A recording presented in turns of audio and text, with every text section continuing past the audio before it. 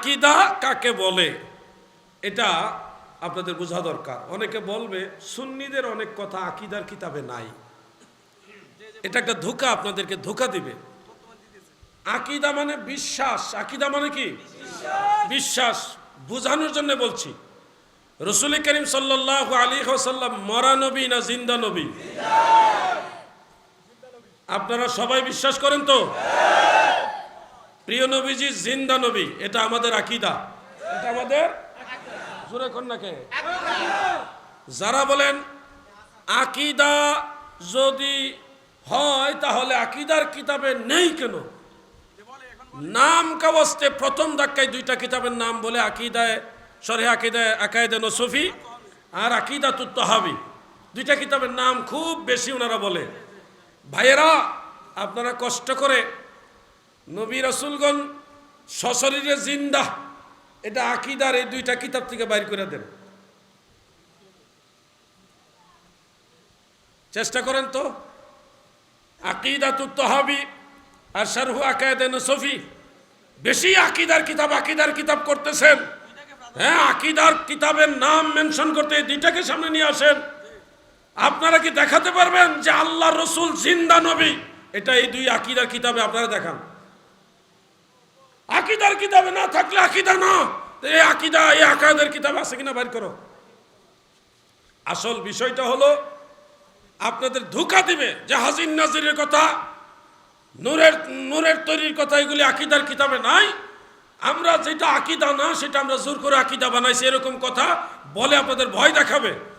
এখন নবীজি জিন্দা নবী শরহ আকায়েদে নসফি থেকে বের করেন, অথবা আকীদাতুত তাহাবী থেকে বের করেন, বের করেন। আমরাও বলি এটা আকীদা। আমাদের নবী সমস্ত নবীরা সশরীরে জিন্দা, এটাও আকীদা।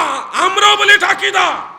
এখন আকীদার এই দুই কিতাব বা আরো দুই একটা প্রসিদ্ধ কিতাব যেগুলি নিবরাস সহ আছে, ওখানে যদিও এই ইবারত নাই, কিন্তু ইমাম জালালউদ্দিন সুয়ুতী রাহমাতুল্লাহ আলাইহি আল হাবিলিল ফাতাওয়ার মধ্যে উল্লেখ করেছেন, হাদিসে মুতাওয়াতির দ্বারা সাবিত, হাদিসে মুতাওয়াতির দ্বারা সাবিত রয়েছে সমস্ত আল আম্বিয়া ওয়া আহইয়াউন, সমস্ত নবীরা জিন্দা।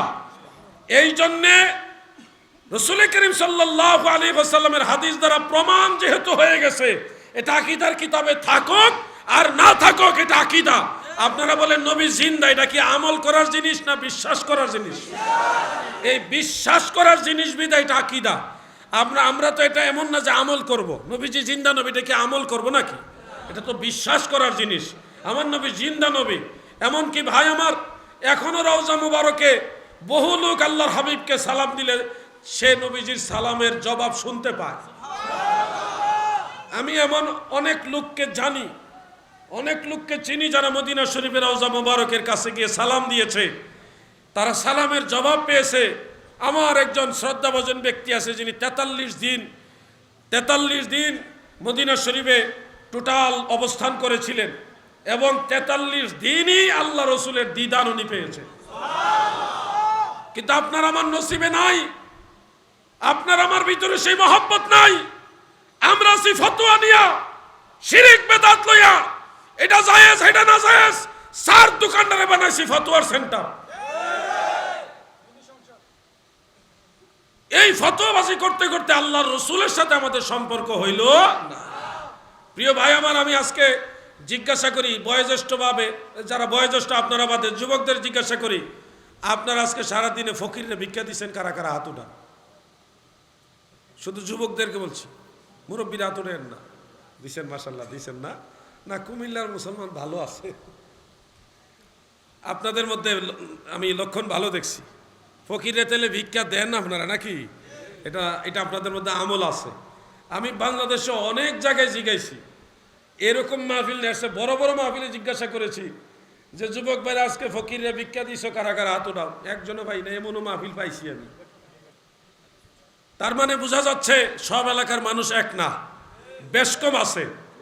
এই যে একটা আমলের তারতম্য, যারা ফকিরকে ভিক্ষা দেয় তাদের মন মানসিকতা থাকে একরকম, আর যারা ফকিরের টাকা চুরি কইরা দুর্নীতি কইরা খায় তাদের মন মানসিকতা থাকে আরেক রকম।